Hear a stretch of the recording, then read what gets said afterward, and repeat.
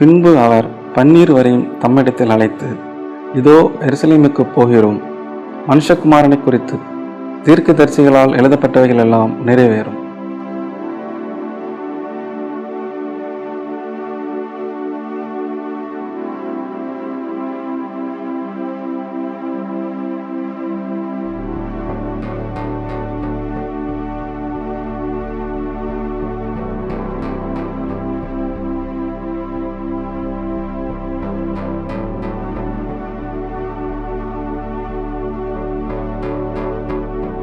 கிறிஸ்துவுக்குள் பிரியமான சகோதர சகோதரிகளே, நம் ஆண்டவரும் இரட்சகருமாகிய இயேசு கிறிஸ்துவின் இனிய நாமத்தில் உங்கள் அனைவருக்கும் என் அன்பின் வாழ்த்துக்களை தெரிவித்துக் கொள்கிறேன்.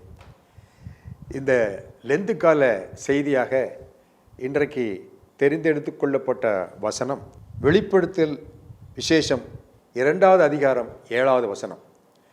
இந்த செய்தியின் தலைப்பு காதுள்ளவன் கேட்க கடவன். அதற்கு ஆதாரமான வசனம் வெளிப்படுத்துதல் 2:7. ஆவியானவர் சபைகளுக்கு சொல்லுகிறதை காதுள்ளவன் கேட்க கடவன். ஜெயங்கொள்ளுகிறவன் எவனோ அவனுக்கு தேவனுடைய பரதேசின் மத்தியில் இருக்கிற ஜீவ விருட்சத்தின் கனியை புசிக்க கொடுப்பேன் என்று எழுது. ஜெபிப்போமா? எங்கள் அன்பும் இரக்கமும் கருணையும் தயவும் வல்லமையும் பராக்கிரமும் நிறைந்த எங்கள் அன்பின் பரலோக பிதாவே, உங்களுடைய கிருபையினாலும் தயவினாலும் அன்பினாலும் இரக்கத்தினாலும் இதோ இந்த லெந்து காலை செய்தியாக ஒரு கொடுக்கப்பட்ட ஆதாரமான இந்த சத்திய வசனத்தை கொண்டு ஒரு செய்தியை கொடுப்பதற்காக என்னை ஆயத்தப்படுத்தி கொண்டு வந்திருக்கிறீர்களே, இந்த செய்தியை அப்பா இந்த ஜனங்களுக்கு சொல்லும்படியாக அப்பா எனக்கு நீங்கள் கொடுத்த சத்திய வசனங்களை நான் எடுத்து சொல்லும் பொழுது நீங்கள் அப்பா நான் என்னை மறைத்து நீங்கள் வெளிப்படும்படியாக என்னை உங்களுக்கு ஒப்பு கொடுக்கிறேன். அப்பா அப்போ நீங்களே பேசுங்க, என் வாயின் மூலமாக இந்த ரகசியங்களை இந்த ஜனங்களுக்கு எடுத்து சொல்லுங்கப்பா. இது சொல்லுகிற செய்தி நான் பேசுகிறதல்ல, ஆவியானவர் தாமே எனக்குள்ளாக இருந்து பேசுகிற செய்தி என்பதை நினைத்து நான் இதை அப்பா பயத்தோடும் பணிவோடும் இந்த செய்தியை கொடுக்க என்னை ஆசீர்வதித்து அருள வேண்டும் என்று இயேசுவின் நாமத்தில் ஜெபிக்கிறேன் வல்லமையுள்ள பிதாவே, ஆமென். பிரியமுள்ள சகோதர சகோதரிகளே, இந்த செய்தியானது காதுள்ளவன் கேட்க கடவன் என்ற செய்தியும் அதற்கு ஆதாரமாக எடுத்துக்கொள்ளப்பட்ட வசனமும் இந்த லெந்து காலத்திற்கு அடிப்படையாக எடுத்துக்கொள்ளப்பட்டிருக்கிறது. ஆனால் இந்த வசனத்தை வாசிக்கும் பொழுது எனக்கு இந்த வசனத்தில் நான் லெந்து காலத்தில் என்ன செய்தியை கொடுக்க முடியும்? இயேசு கிறிஸ்துவின் பாடுகளை குறித்தோ அல்லது மரணத்தை குறித்தோ அல்லவா இந்த லெந்து காலத்தில் தியானிப்பார்கள். இதில் என்ன நாம் சொல்லுவதற்கு என்ன இருக்கிறது என்று சிந்தித்து கொண்டிருக்கும் பொழுது ஆவியானவர் தாமே எனக்கு நிறைய ரகசியங்களை வெளிப்படுத்தி கொடுத்தார். அதாவது இன்றைய காலகட்டத்திற்கு ஏதுவான ஏற்ற ஒரு வசனம் இது. இன்றைக்கு கிறிஸ்துவ மக்களும் கிறிஸ்துவ சபைகளும் எப்படி இயங்கிக் கொண்டிருக்கின்றன, அந்த சபைகளுக்கு ஆவியானவர் என்ன சொல்லுகிறார், இன்றைக்கு தேவாதி தேவன் ஆவியானவராக இருந்து இன்றைக்கு இந்த சபைகளுக்கு சொல்லக்கூடிய இந்த செய்தியை எடுத்து சொல்லும் போது அதிலே மறைந்திருக்கிற ரகசியங்களை நாம் கவனமாக காது கொடுத்து கேட்க வேண்டும். அந்த காதுள்ளவர்கள் கேட்க கடவர்கள் என்ற செய்தியின் தலைப்பிற்கு ஏதுவாக நீங்கள் உங்கள் காதுகளை சற்று நேரம் கடனாக கொடுத்தீர்கள் என்று சொன்னால் இதனுடைய ஆழமான ரகசியங்களை நீங்கள் புரிந்து கொள்ள முடியும். அதாவது ஆவியானவர் சபைகளுக்கு சொல்லுகிறதை காதுள்ளவன் கேட்க கடவன் என்று ஆரம்பிக்கிறது. ஆவியானவர் சொல்லுகிறார், காதுள்ளவன் கேட்க கடவன். யாருக்கு சொல்லுகிறார்? சபைகளுக்கு. சபைகளுக்கு என்று சொன்னால் இன்றைக்கு சபை என்று சொன்னால் இன்றைக்கு உலகத்தில் எத்தனையோ சபைகள் இயங்கிக் கொண்டிருக்கின்றன. இந்த சபைகளுக்கு அளவே இல்லை, கணக்கே இல்லை. பட்டினத்தார் பழைய பாடல் ஒன்று பாடியிருப்பார். பூப்புழக்க எழுகின்ற புற்றீசல் போல புலபுலவையென கலகலையென புதர்விளை பெறுவீர் என்று கேலி செய்யும் அளவிற்கு அந்த மக்கள் தொகை பெருக்கத்தை பார்த்து அவர் கிண்டல் செய்து பாடியிருப்பார். அதே போலத்தான் இன்றைக்கு கிறிஸ்தவ சபைகளும் பூப்புழக்க எழுகின்ற புற்றீசல் போல புலபுல என கலகலை என வீதிக்கு ஒரு சபை, தெருவுக்கு ஒரு சபை, ஒவ்வொரு நாட்டுக்கு ஒரு சபை, ஒவ்வொரு இடத்துக்கு ஒரு சபை, ஒவ்வொரு மனிதனும் தனித்தனியாக சபைகளை ஏற்படுத்தி கொண்டு பல்லாயிரக்கணக்கான சபைகள் இன்றைக்கு உருவாகிவிட்டன.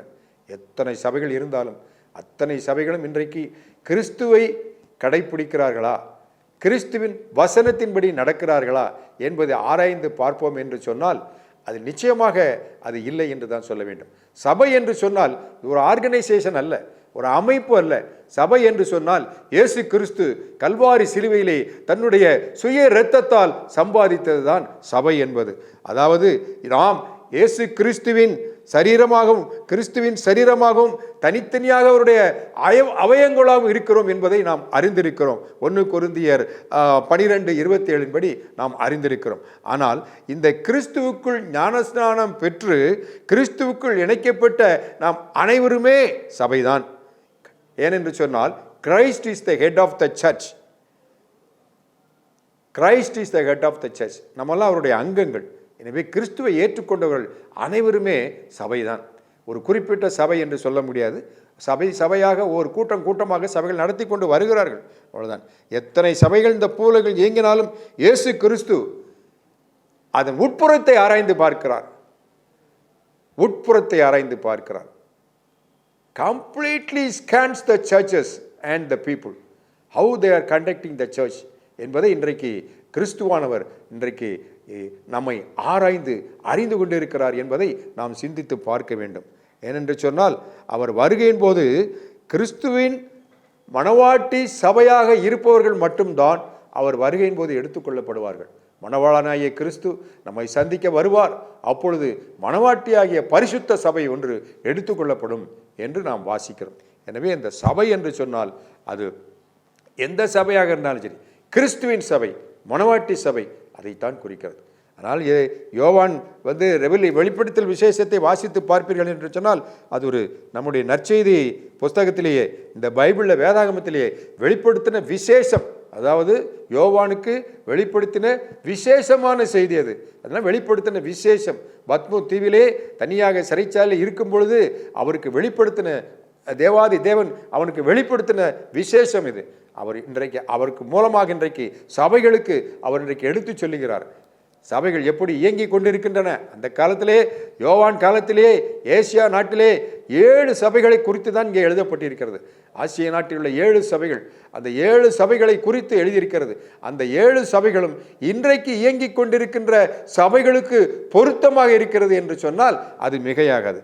ஆனால் முதலாவது அந்த சபைகளை பற்றி நாம் அறிந்துவிட்டு அதன் பிறகு அவர் என்ன சொல்லுகிறார் என்ற சத்தியத்திற்குள்ளாக நாம் கடந்து போவோம்.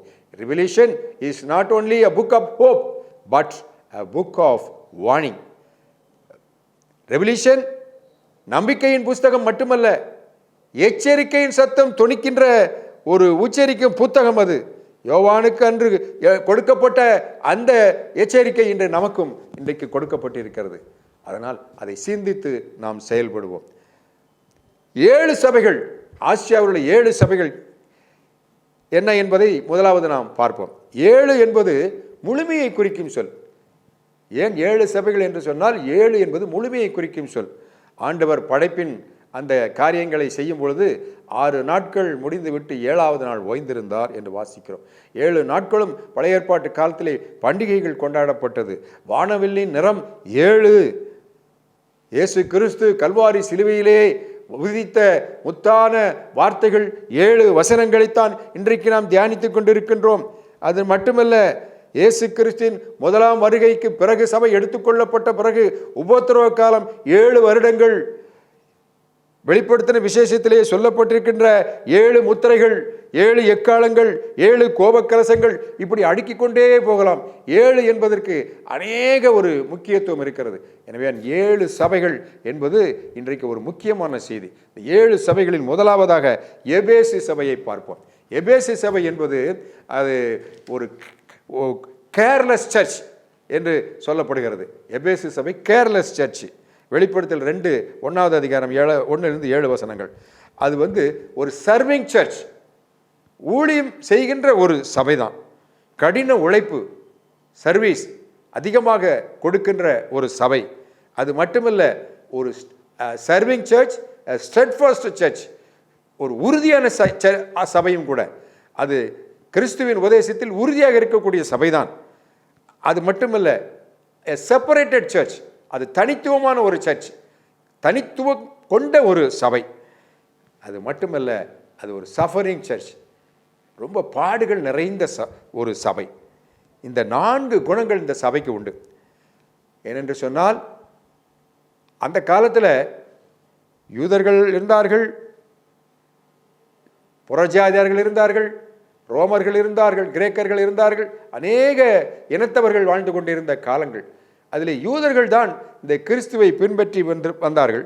எனவே இவர்களுக்கு இந்த கிறிஸ்துவை பற்றிய போதனை, கிறிஸ்துவின் போதனைகளை சொல்லுகிற இந்த சபைக்கு அநேக பாடுகள், நெருக்கங்கள், பொறுமை, பொல்லாதவர்களை சகிக்க முடியாத ஒரு தன்மை. உண்மையான அப்போஸ்தலர் அல்லாதவர்கள் சில பேர் இருந்தார்கள். அவர்களை கண்டறிந்து உண்மையான அப்போஸ்தலர்கள் யார், உண்மை இல்லாத அப்போஸ்தலர்கள் யார் என்று கண்டறியக்கூடிய ஒரு தன்மையும் கொண்ட இந்த சபை. ஆனால் அப்படிப்பட்ட சபைக்கு தேவாதி தேவன் ஒரு குற்றச்சாட்டை சொல்லுகிறார் ஆவியானவர் மூலமாக. என்ன குற்றச்சாட்டு? நீ ஆதியில் இருந்த அன்பை விட்டாய். 2:4 வாசிப்பாருங்க. 2:4. ஆனாலும் நீ ஆதியில் கொண்டிருந்த அன்பை விட்டாய் என்று உன் பேரில் எனக்கு குறை உண்டு. இப்போ பாருங்க, இன்னைக்கு அநேக பேர் கிறிஸ்துவை ஏற்றுக்கொண்டு கிறிஸ்துவனாக மாறுகிறார்கள். கிறிஸ்தவர்களே ரட்சிக்கப்படுகிறார்கள். பழைய வாழ்க்கையிலிருந்து புதிய வாழ்க்கைக்கு வருகிறார்கள், ஞானஸ்தானம் பெறுகிறார்கள், ரட்சிக்கப்படுகிறார்கள். ஆனால் அந்த வேகம் போக போக போக போக குறைந்து உலகத்தோடு ஒப்புரவாகி உலக வாழ்க்கைக்கு அடிமையாகி விடுகிறார்கள். அந்த பழைய அன்பு, பழைய ஒரு ஆண்டவர் மேலே உள்ள அன்பு நாளாக நாளாக நாளாக குறைந்து கொண்டே போகிறது. அப்படிப்பட்ட சபை தான் இந்த எபேசு சபை. அந்த குற்றச்சாட்டை சொல்லுகிறார். ஏன் இன்றைக்கு நம்மில் எத்தனை பேர் இப்படிப்பட்ட ஒரு ஆதியில் கொண்டிருந்த அன்பை விட்டு விலகி நிற்கிறோம்? சிந்தித்து பார்ப்போமா? எனவே இன்னைக்கு எச்சரிக்கிறார் அந்த சபைக்கு, எபேசு சபைக்கு மட்டுமல்ல, நமக்கும் எச்சரிக்கிறார். நீ இன்ன நிலையிலிருந்து விழுந்தாய் என்பதை நினைத்து மனம் திரும்பு. பார்த்தீங்களா, எந்த நிலைமையில இருந்த நீ இப்போ எப்படி இருக்க?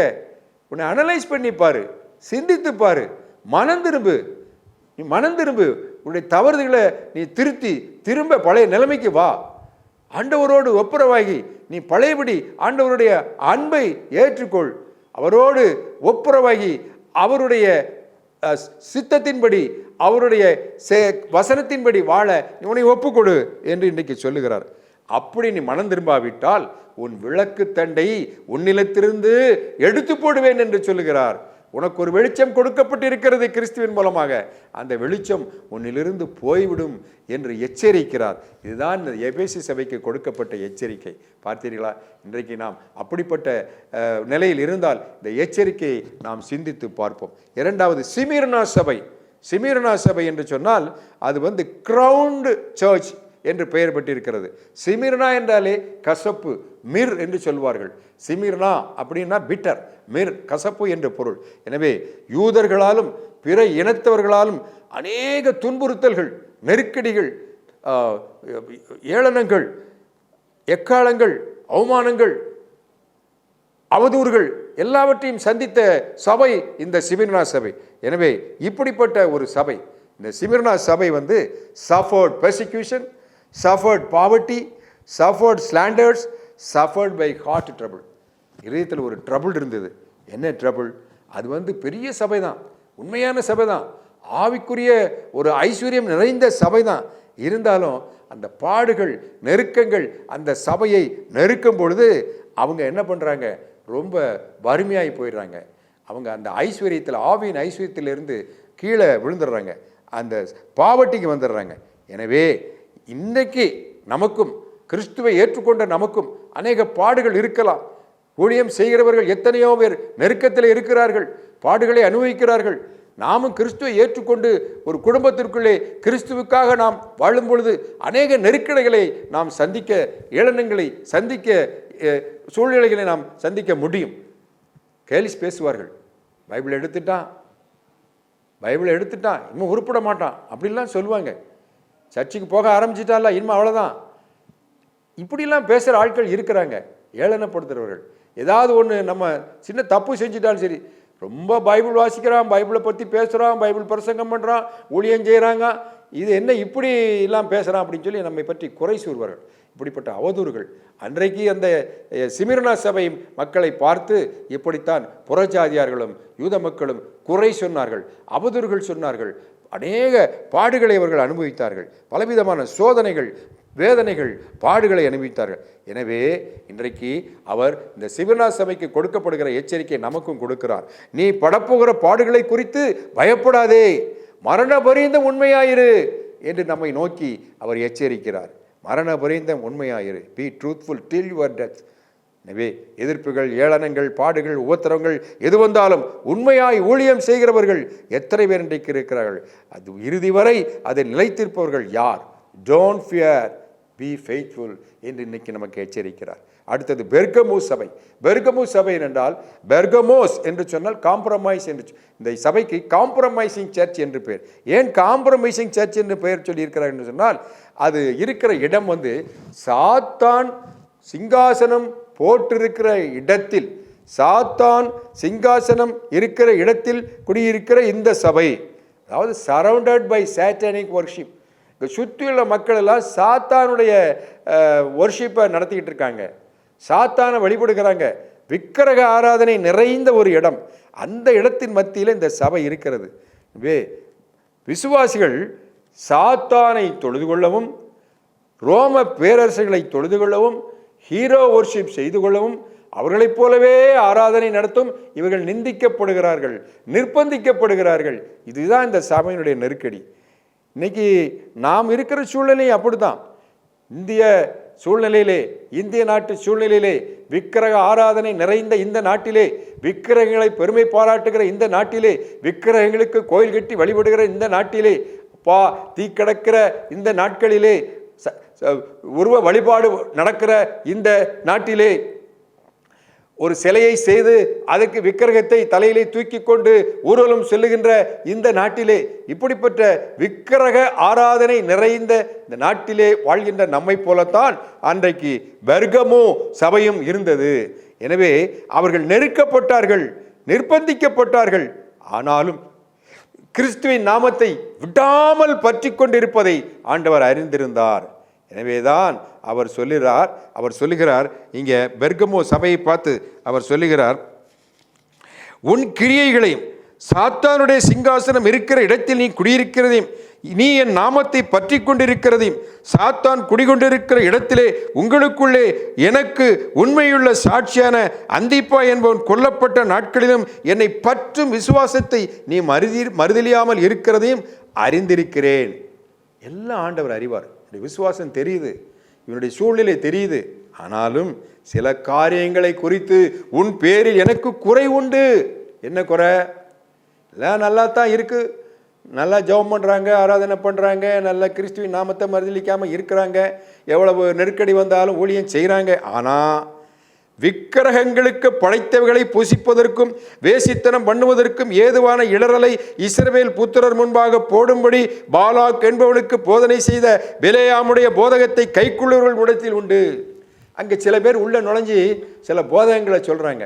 பிலேயாமுடைய போதகம், பிலேயாம் என்பவர் காசுக்காக நல்ல தீர்க்க தரிசனம் சொல்லிக்கிட்டு இருந்தவன், அந்த அரசர் நிர்பந்தித்தார் என்பதற்காக, காசுக்காக பயந்து அவன் போலியான ஒரு தீர்க்க தரிசனத்தை கர்த்தருக்கு விரோதமாக சொல்கிறான். அப்படிப்பட்ட காசுக்காக, பணத்திற்காக தீர்க்க தரிசனம் சொல்லுகிற ஊழியக்காரர்கள் நிறைந்த இந்த பெர்கமு சபை. அதே மாதிரி நிக்கோலாய் மதஸ்தருடைய போதகத்தை கைக்குள்ளும் இடத்தில் உண்டு என்று சொல்லுகிறார். நிக்கோலாய் மதஸ் என்று சொன்னால் அதுவும் ஒரு விக்கிரக ஆராதனை நிறைந்த ஒரு சபைதான். அப்படிப்பட்டவர்களுடைய போதனைகளையும் இவர்கள் கைக்கொள்ள ஆரம்பித்து விட்டார்கள். எனவே இன்றைக்கு நாம் வாழ்கின்ற சூழ்நிலையில் நாம் புறஜாதியரை பின்பற்றி அவர்களைப் போலவே நாம் வழிபாடு நடத்துகிறோமா? இன்றைக்கு எத்தனை சபைகள் அப்படி நடத்தி கொண்டிருக்கிறது? புறஜாதியார்களைப் போலவே ஆராதனை செய்கிற சபைகள் நிறைய இருக்குது. ரோமன் கத்தோலிக்க சபையெல்லாம் பார்த்தீங்கன்னா சப்பரம் தூக்குறாங்க, ஊர்வலம் போகிறாங்க, அங்கே போகிறாங்க. இன்னும் அவங்க அதுலேருந்து வெளியே வரலை. அவங்க எதுக்காகனா இந்த இந்திய மக்களை கவர்வதற்காக, இந்து மக்களின் கலாச்சாரத்தின்படியே நாம் செய்தால் அவர்கள் கிறிஸ்துவை பின்பற்றுவார்கள் என்று சொல்லி சில வழிபாடு முறைகளை பின்பற்றினார். இன்றைக்கும் அதையே பற்றி கொண்டு இருக்கிறார்கள். வசனத்தை விட்டுட்டாங்க. வசனத்தின்படி வாழ்வதற்கு அவர்களுக்கு மனமில்லை. எனவே தான் ஆண்டவர் நம்மை பார்த்து சொல்கிறார், இன்றைக்கு நீ மனம் திரும்பு, இல்லாவிட்டால் நான் சீக்கிரமாய் உன்னிடத்தில் வந்து என் வாயின் பட்டயத்தால் அவரோடு யுத்தம் பண்ணுவேன் என்று சொல்கிறார். வாயின் பட்டயத்தால் என்று சொன்னால் the word of God, the judgment of God, நியாய தீர்ப்பின் வார்த்தை, அந்த வார்த்தை எபிரேயர் 4:12 the words of his judgment, தேவனுடைய வார்த்தை இருபுறம் கருக்குள்ள கூர்மையான பட்டயம் என்று சொல்லப்பட்டிருக்கிறது. ஜீவனும் வல்லமையும் நிறைந்தது, ஆத்துமாவையும் ஆவியையும் கணுக்களையும் ஊனையும் பிரிக்கத்தக்கதாய் உருவ குத்தக்கூடிய தன்மை உள்ளது. ஷார்ப் வேர்ட்ஸ், இந்த வார்த்தையை கொண்டு நம்மை சந்திப்பார் என்று சொல்லப்பட்டிருக்கிறது. வார்த்தையின்படி வாழாவிட்டால் வார்த்தை கொண்டே நம்மை சந்திப்பார். அவருடைய வார்த்தை அவ்வளோ வல்லமை உள்ளது. உலகத்தோடு ஒட்டி இருக்கிறோம் என்று சொன்னால் அந்த வார்த்தையை வைத்து நம்மை பிரித்து விடுவார். ஊனையும் கணுக்களையும் இரண்டாக பிரிப்பார். இருதயத்தின் நினைவுகளையும் வைகளின் வகையறுக்கிற ஒரு வார்த்தை, வல்லமை நிறைந்த வார்த்தை, வாயின் பட்டை, அதை கொண்டு நம்மை சந்திப்பார் என்று சொல்லப்பட்டிருக்கிறது. அடுத்து தியேத்தரா சபை. தியேத்தரா சபை என்று சொன்னால் கம்ப்ளீட்டட் சர்ச், நிறைவான சபை. God approves their love, faith and service. குறைகள், ஏசபேல் போன்ற நேர்மையற்ற பொய்யான தீர்க்கதரிசிகள் நிறைந்து கொண்ட சபை. அதில் எப்படின்னா, ஏசபேல் நீங்கள் வாஸ்து பார்த்தீங்கன்னா ஆகாப் ராஜாவுடைய மனைவி என்னென்னலாம் குல்மால் பண்ணி நாபேல் திராட்சை தோட்டத்தை அபகரிச்சா, அதுக்கப்புறம் என்னெல்லாம் செய்தாங்கிறத நீங்கள் பழைய ஏற்பாட்டை வாஸ்து பார்த்தீங்கன்னா தெரியும். எனவே அப்படிப்பட்ட ஒரு வஞ்சகம் நிறைந்த ஆட்கள் நிறைந்த ஒரு சபை. அவர்கள் செக்ஷுவல் இம்மாரிட்டி அங்கே அலோவ் பண்ணுவாங்க. செக்ஷுவல் இம்மாரல் இன்றைக்கி நிறைய சபைகளில் பார்த்தீங்கன்னா ஹோமோசெக்ஸ் அலோவ் பண்ணுறாங்க. அப்படிப்பட்ட சபைகள் இன்றைக்கும் இருக்குது. வேசித்தனம், விக்கிரகங்களுக்கு படைத்ததை புசிக்கிறதுல நம்ம ஒன்றும் தப்பு இல்லை அப்படின்னு சொல்லக்கூடியவர்கள் நிறைய இருக்கிறாங்க. அது ஒன்றும் தப்பு இல்லை, அது என்ன நம்ம ஆசீர்வாதம் பண்ணி சாப்பிட்டா ஒன்றுங்கள். விக்கிரகங்களுக்கு படைத்ததை நம்ம சாப்பிடக்கூடாது, ஆனால் அவங்க இது சாப்பிட்டதுனால ஒன்றும் இல்லையே அப்படின்னு சொல்லக்கூடியவங்க இருக்கிற சபை இது தியேத்தரா சபை. எனவே இப்படிப்பட்ட ஒரு சபை இன்றைக்கும் இருக்கிறது. அதுக்கு என்ன எச்சரிக்கை கொடுக்கிறார் என்று சொன்னால், அவளை கட்டில் கடையாக்கி அவளுடைய பிள்ளைகளை கொல்லுவேன் அப்படின்னு சொல்கிறாரு. கட்டில் கிடையாக்கி பிள்ளைகளை கொல்வேன்னு சொன்னால் distress will come that you cannot rice again. உன்னை படுக்கை ஆக்கிடுவார், எந்திரிக்க முடியாது. விசுவாசிகளெல்லாம் ஆவியில் செத்தவர்களாக மாறிடுவார்கள், திரும்ப உயிர் பெற முடியாது. அப்படிப்பட்ட ஒரு சூழ்நிலைக்கு நாம் தள்ளப்படுவோம். சிந்திப்போமா? இப்படிப்பட்ட சபையெல்லாம் இருக்கிறோமா? இப்படிப்பட்ட சபைகளை நடத்தி கொண்டு இருக்கிறோமா? அந்த சபையின் அங்கத்தினர்களாக இருக்கிறோமா? அடுத்து சர்தை சபை. சர்தை சபை ஃபீபிள் சர்ச். ஃபீபிள் சர்ச்னா செத்த சபை, நலிவடைந்த சபை. உயிருள்ளவை என்றும் பெயர் பெற்றிருந்தாலும் செத்தவனாய் இருக்கிறாய் என்று சொன்னார். நீ உயிருள்ளவன் சொல்லிக்கிட்டு இருக்க, ஆனால் செத்தல, ஆவியே இல்லை, செத்து போயிருக்கிற. ஏன்னா இவர் இன்னைக்கு நிறைய மாடர்ன் இண்டிபெண்டன்ட் சர்ச்சஸ் பாருங்கள், நல்ல ஆவியில் நிறைஞ்சு அப்படியே ஆடுவாங்க. அப்படியே அப்பா பாட்டு தாளம் கொட்டு எல்லாம் பார்த்தீங்கன்னா ரொம்ப அப்படியே ஆவியில் அபிஷேகம் நிறைஞ்சு இருக்கிற மாதிரி இருக்கும். ஆனால் பரிசுத்தம் இருக்காதுங்க, உள்ள ஆவி இருக்காது. எல்லாம் வெளிப்புறமான ஆடல்களும் பாடல்கள் தான். இப்படிப்பட்ட சபை தான் சர்தை சபை. இது செத்த சபை, சர்தை செத்த சபை, ஃபீபிள் சர்ச். அவங்களுக்கு பரிசுத்தம் கிடையாது. அவங்க வஸ்திரத்தை அசூசிப்படுத்தியிருக்காங்க, அசூசிப்படுத்தி தீட்டுப்பட்ட வஸ்திரம் கொண்டு இருப்பாங்க. ஏன்னா இந்த சபையில் வெள்ளை உடை தரிச்சிருப்பாங்க. வெள்ளை உடை தரிச்சிருந்தாலும் அது அசுத்தம் நிறைந்த உடையாகத்தான் இருக்கும். கரைபடிந்த வாழ்க்கை, சூப்பர்ஃபிஷியலான வாழ்க்கை. இப்படிப்பட்ட வாழ்க்கை அவர் எச்சரிக்கிறார். நீ விழித்துக்கொண்டு சாவுக்கு ஏதுவானாலை ஸ்திரப்படுத்து. strengthen yourself, be vigilant, strengthen the dead soul. நீ விழித்திராவிட்டால் திருடனை போல் உன்மேல் வருவேன், நான் உன்மேல் வரும் வேளையை நீ அறிய மாட்டாய் என்று எச்சரிக்கிறார். இதுதான் இந்த சர்தை சபைக்கு. அடுத்தது பிலதெல்பியா சபை, 6வது ஃபெய்த்ஃபுல் சர்ச். உண்மையான சபை, truth church, true church that follows the truth. சத்தியத்தை பின்பற்றுகிற உண்மையான சபை. இது ஒன்று தான் உண்மையான சபை. ஆனால் என்னென்னா கொஞ்சம் தான் பலன் இருக்கிறதுக்கு, ஸ்ட்ரென்த் இல்லை. அங்கே மெம்பர்ஸ் அதிகம் கிடையாது, கொஞ்சம் பேர் தான் இருக்காங்க. சபை சின்ன சபை தான், ஆனாலும் கிறிஸ்து நாமத்தை மறுதலியாமல் அவர் வசனத்தை கை கொள்கிற ஒரு சபை. அந்த விளைவு என்ன தெரியுமா? திறந்த வாசலை உனக்கு முன்பாக வைத்திருக்கிறேன் என்று சொல்லுகிறார் ஆண்டவர். அவர்களுக்காக திறந்த வாசலை வைத்திருக்கிறார், ஒருவனும் பூட்டக்கூடாதபடிக்கு அதை திறந்து வைத்திருக்கிறார். உள்ள பரலோகத்திற்கு போகிற அந்த வாசலை திறந்து வைத்திருக்கிறார் இவர்களுக்கு. இப்படிப்பட்ட சபை இந்த பிலதெல்பியா சபை. ஆனால் அதான் கடைசியில் அது மட்டும் இல்லை, அவர் பொறுமையாக நீங்கள் வசனத்தை காத்துக்கொள்ளுகிறபடியினால நீங்கள் உங்களுக்கு ஒரு ஆசீர்வாதம் தர. என்னன்னா, பூமியில் வரப்போகிற அந்த உபத்திரவத்திற்கு நீங்கள் தள்ளப்பட மாட்டீர்கள். சோதனை காலத்திற்கு தப்பும்படி நான் உன்னை காப்பேன். The believers will be saved from the period of tribulation. இயேசு கிறிஸ்து வருகையின் போது சபை எடுத்துக்கொள்ளப்பட்ட பிறகு உபத்திரவ காலம் 7 ஆண்டுகள். அந்த 7 ஆண்டு காலத்துக்கு உங்களை தள்ள மாட்டேன். நீங்கள் எடுத்துக்கொள்ளப்படுவீர்கள். திறந்த வாசல் உங்களுக்காக வைச்சிருக்கிறது என்று இந்த பிலதெல்பியா சபையை பார்த்து சொல்கிறார். உண்மையான சபை. இப்படிப்பட்ட சபையில் நாம் அங்கத்தினர்களாக இருக்கிறோமா? சிந்தித்து பாருங்கள். இது மட்டும் இல்லை, சீக்கிரமாக வருகிறேன், ஒருவனும் கிரீடத்தை எடுத்துக்கொள்ளாதபடிக்கு உனக்கு உள்ளதை பற்றி கொண்டிரு. கொஞ்சம் விசுவாசம் இருந்தாலும் அதிலே நீ நம்பிக்கையாயிரு, அதை பற்றி கொள்ளு. நீ அதில் ஸ்டெடியாக இரு, நீ அங்கெங்கே போயிடாத. உன்னை பாராட்டுறேன், இப்படிப்பட்ட வாழ்க்கை தான் நீ நடத்தணும். ஆனால் அதுலேருந்து விலகிறாத. உனக்கு கிரீடம் உனக்கு கொடுத்துருக்கு, அந்த கிரீடத்தை நீ இழந்துடாதேன்னு சொல்கிறார். அடுத்தது லவோதிக்கா சபை. லவோதிக்கா சபை பாருங்கள், ஃபூலிஷ் சர்ச், முட்டாள்தனமான ஒரு சபை. முட்டாள்தனமான சபைன்னு சொன்னால் அது எப்படின்னா, அவங்க நிர்பாக்கியமுள்ள சபை, பரிதபிக்கப்பட்ட படத்தக்க சபை, அது தரித்திரனாக இருக்கிற சபை, குருடனாக இருக்கிற சபை, நிர்வாணியமாக இருக்கிற சபை. ஆனால் இதெல்லாம் அவங்க அறியவே இல்லை. தரித்திரா இருக்கிற அறியலை, நான் ஐஸ்வர்யான்னு சொல்கிறாங்க. குருடனாக இருக்கிற அறியலை, நாங்கள் பெரிய பார்வையுள்ளவர்கள் சொல்கிறாங்க. திரவிய சம்பன்னன்னு சொல்கிறாங்க. எனக்கு ஒரு குறையில்லைன்னு பெரிய அலட்டிக்கிறாங்க. இப்படி எத்தனை சபைகள் தன்னைத்தானே ஏமாற்றி கொண்டு இருக்கிறது. பெரிய சர்ச்சு, பெரிய பாருங்களா, பாம்பன் ஷோ ஆராதனையை பார்த்தீங்கன்னா அப்படி இருக்கும். அவ்வளோ கூட்டம், பெருந்திரளான கூட்டம் போகும்.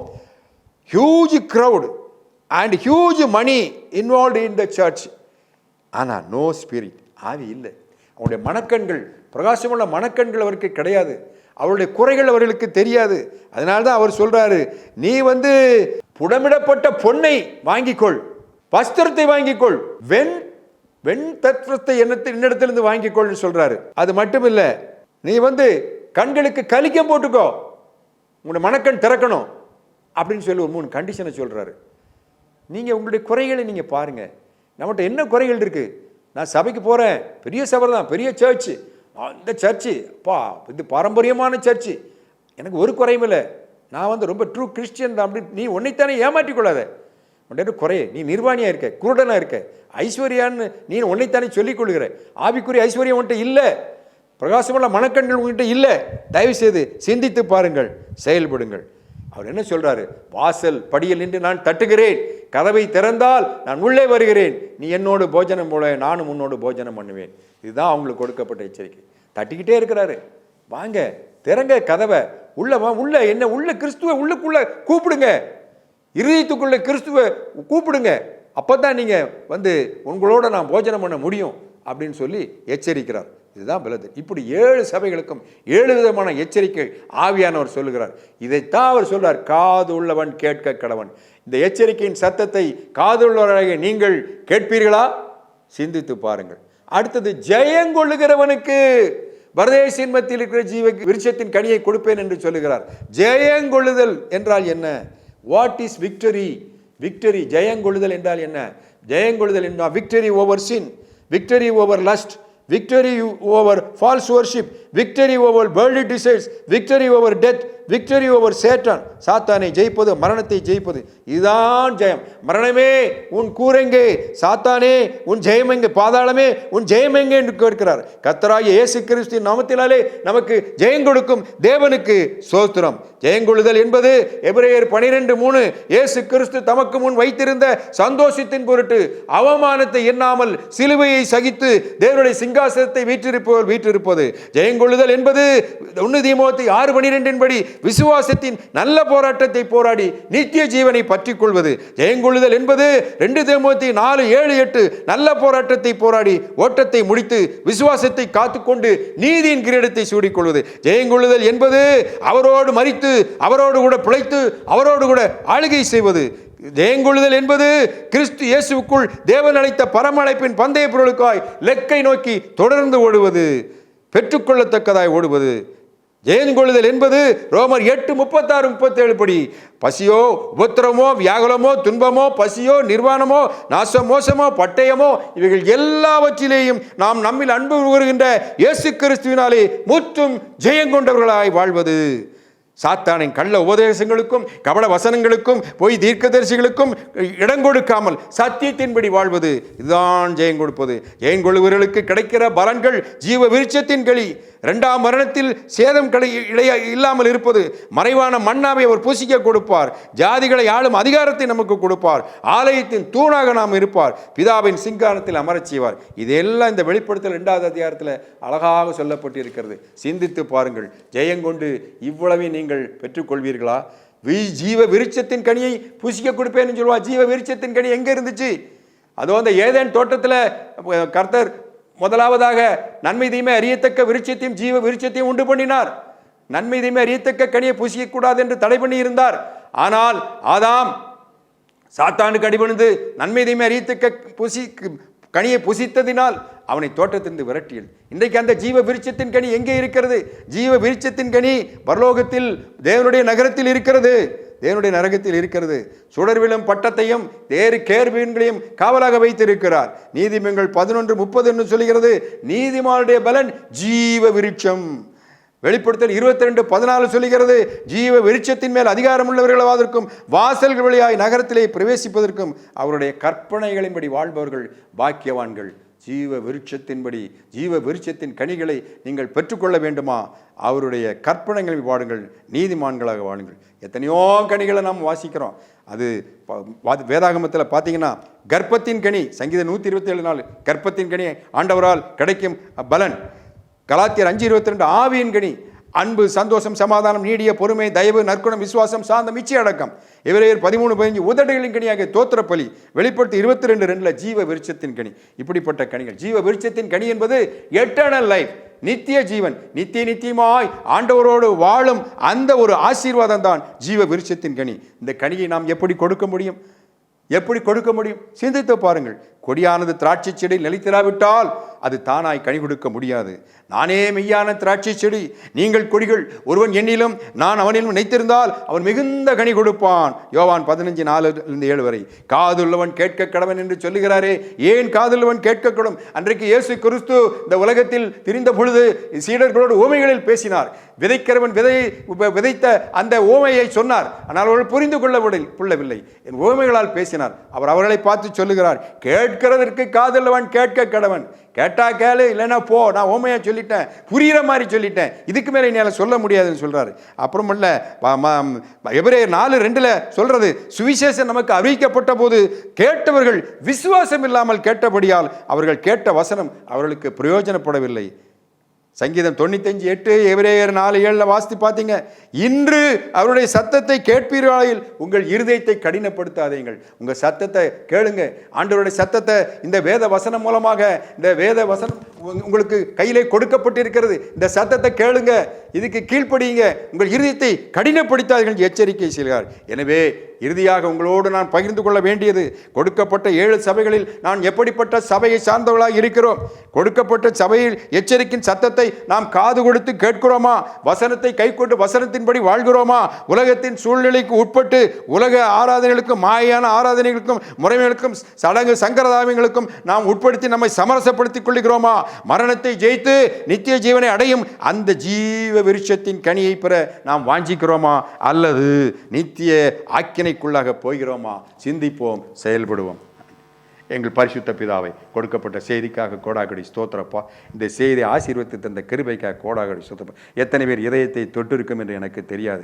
ஆனால் சத்தியங்களை நாங்கள் சொல்லும்போது ஆண்டவரே, அவர்கள் காதுள்ளவர்களாக இருந்தால் கேட்டிருப்பார்கள். நிச்சயமாக இந்த கேட்ட ஜனங்களை ஆசீர்வதித்து அவர்கள் மனம் திரும்பி தேவனுடைய ராஜ்யத்திற்கு ஏற்றவர்களாக, ஜீவ விருட்சத்தின் கனியை புசிக்க தகுதியுள்ளவர்களாக அவளை மாற்ற வேண்டும் என்று பாதம் பணிந்து ஜெபிக்கிறோம். இயேசு கிறிஸ்துவின் நாமத்தில் ஜெபிக்கிறேன். வல்லமையுள்ள பிதாவே, ஆமென்.